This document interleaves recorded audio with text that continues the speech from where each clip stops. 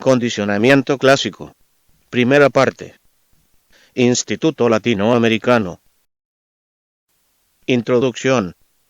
Al iniciarse el siglo XX, Ivan Pavlov, un fisiólogo ruso cuyos estudios sobre la digestión le llevaron a ganar el premio Nobel en 1904, estaba realizando una serie de experimentos relacionados con la salivación de los perros.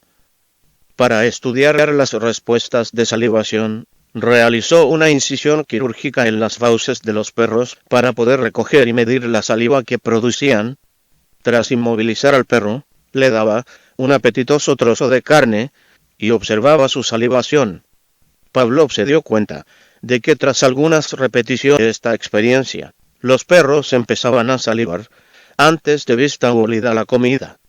De hecho, empezaban a producir saliva en cuanto el ayudante entraba en la sala. Aparentemente el perro había aprendido que la presencia del ayudante significaba comida, y respondía en consecuencia.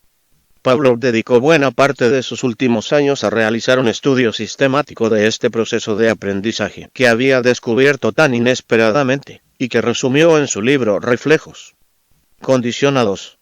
Los primeros estudios de Pavlov sobre el condicionamiento clásico se desarrollaron de la manera siguiente. 1. Comenzó observando si el perro salivaba en respuesta a un estímulo determinado, por ejemplo, al uso el tañido de una campana. Para simplificar la exposición, continuaremos nuestra explicación utilizando la campana como el estímulo en cuestión.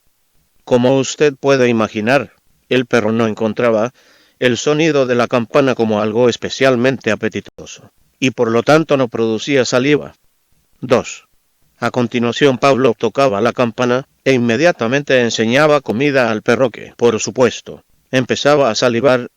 Pavlov repitió este proceso varias veces y observó que el perro salivaba cada una de ellas. 3. Entonces Pavlov tocaba la campana, pero sin ofrecer comida. A pesar de ello, el perro producía saliva. La campana, ante la cual el perro previamente no había respondido, provocaba ahora una respuesta de salivación.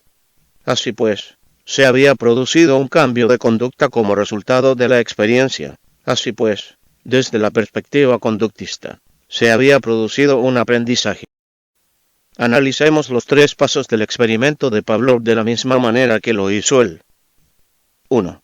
Un estímulo neutro es un estímulo ante el cual el organismo no responde.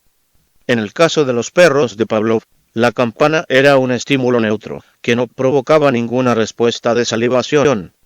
2. El estímulo neutro se presenta inmediatamente, antes que otro estímulo que sí provoca una respuesta. El segundo estímulo se denomina estímulo incondicionado, ya que el organismo siempre responde a él, sin necesidad de haber aprendido a hacerlo. Para el perro de Pavlov, la comida suponía un estímulo incondicionado, ante el cual respondía con la respuesta incondicionada de salivación. 3. Tras emparejarse con un estímulo incondicionado, el estímulo previamente neutro empieza a provocar una respuesta, de manera que deja de ser neutro. Se convierte entonces en un estímulo condicionado ante el cual el organismo ha aprendido a emitir una respuesta condicionada. En el experimento de Pavlov, la campana, una vez que se emparejó con la comida, se convirtió en un estímulo condicionado que provocaba la respuesta condicionada de salivación. El diagrama de la figura 3.1 muestra gráficamente lo que ocurría desde una perspectiva de condicionamiento clásico. Los estudios de Pavlov sobre el condicionamiento clásico continuaron mucho después de estos experimentos iniciales y muchos de sus descubrimientos se han replicado con otro tipo de respuestas. Otras especies, incluso la humana. A continuación vamos a echar una mirada más detenida al proceso de condicionamiento clásico y a algunos de los ejemplos de cómo se produce en el aprendizaje humano. El modelo de condicionamiento clásico. El condicionamiento clásico se ha demostrado en muchas especies, no solo en perros y en ratas de laboratorio, sino también en bebés recién nacidos, en fetos humanos, que todavía están en el vientre de la madre, e incluso en organismos tan simples como las amebas. Parece claro que el condicionamiento clásico se aplica ampliamente en el reino animal. Como ilustran los experimentos de Pavlov, el condicionamiento clásico se produce cuando se presentan dos estímulos más o menos a la vez. Uno de ellos es un estímulo incondicionado que sabe que puede provocar una respuesta incondicionada. El segundo estímulo, a través de su asociación con el incondicionado, empieza a provocar también una respuesta. Se convierte entonces en un estímulo condicionado que provoca una respuesta condicionada. En muchos casos, el condicionamiento se produce relativamente rápido. No es extraño observar que un organismo muestre una respuesta condicionada después de 5 o 6 presentaciones, y, en ocasiones, tras un único emparejamiento. El condicionamiento clásico supone el aprendizaje de respuestas involuntarias, sobre las cuales el aprendiz no tiene control. Cuando decimos que un estímulo provoca una respuesta, significa que el estímulo genera automáticamente una respuesta, sin que el individuo ejerza mucho control sobre ella. En la mayoría de los casos, la respuesta condicionada es similar a la incondicionada, con la única diferencia de cuál es el estímulo que provoca la respuesta, y, en ocasiones, también según cuál sea la fuerza de la respuesta. Sin embargo, algunas veces, la respuesta condicionada es bastante diferente, e incluso a veces, opuesta a la respuesta incondicionada. Pero de una u otra manera, la respuesta condicionada permite al organismo anticipar y prepararse para la llegada del estímulo incondicionado. El condicionamiento clásico en el aprendizaje humano. Podemos recurrir a la teoría del condicionamiento clásico para comprender cómo la gente aprende diversas respuestas involuntarias, especialmente respuestas asociadas con la fisiología y las emociones. Por ejemplo, las personas pueden desarrollar aversiones a determinados alimentos como resultado de su asociación con un dolor de estómago. Por ejemplo, después de asociar el sabor de la ensalada de pepino, estímulo condicionado, con la náusea que una mujer experimentaba habitualmente durante el embarazo, estímulo incondicionado, desarrolló una aversión, respuesta condicionada, al sabor del pepino que duró varios años. Para muchas personas, la oscuridad es un estímulo condicionado para irse a dormir, en parte, porque suele asociarse frecuentemente con la fatiga. Un ejemplo de los estímulos condicionados se puede escuchar con esta madre de familia. En una ocasión me hice incómodamente consciente de lo condicionado que había llegado a estar a la oscuridad, cuando acompañé a mi hija Tina una noche de astronomía en la escuela. A los padres nos acomodaron en el aula y nos pidieron que nos sentáramos. Se apagaron las luces y estuvimos mirando un documental de media hora que describía el Museo Espacial de la NASA. Cada vez me encontraba más somnolienta y seguramente solo la incomodidad de la estrecha silla metálica en la que estaba sentada me salvó de perder completamente la conciencia.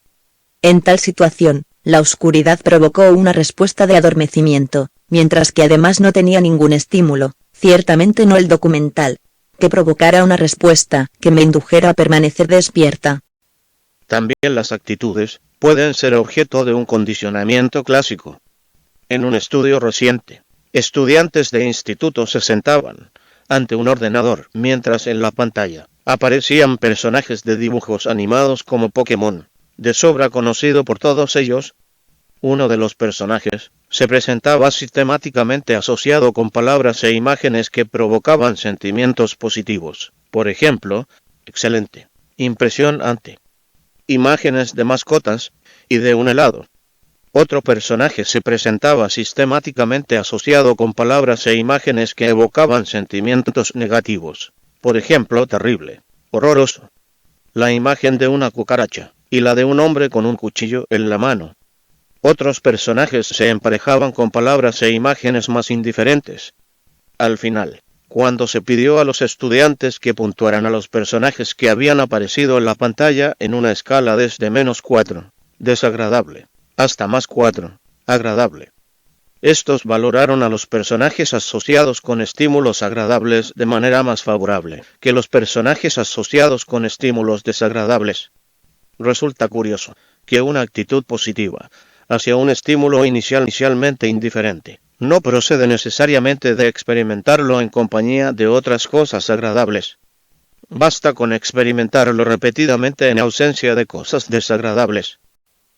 El condicionamiento clásico también es un modelo muy útil para explicar algunos de los miedos y fobias que desarrollan las personas.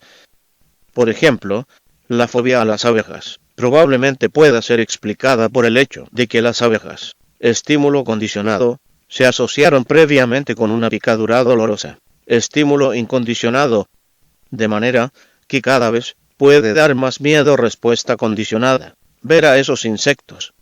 De manera similar, las personas que han sido mordidas por un perro suelen desarrollar un miedo no solo a ese, sino a todos los perros.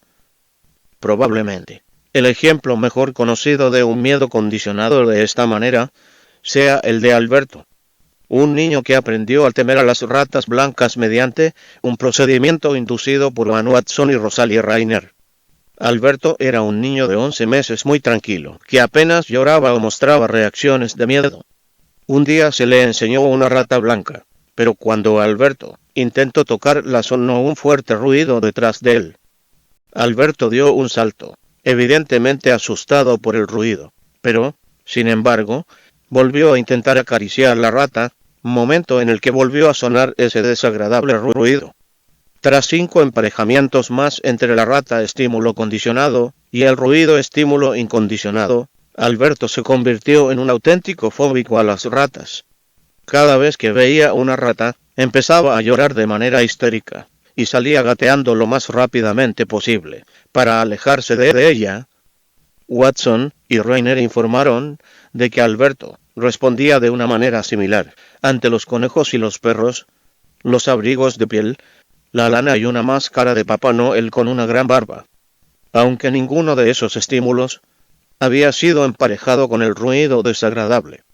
Watson y Rainer nunca deshicieron su condicionamiento al pobre Alberto.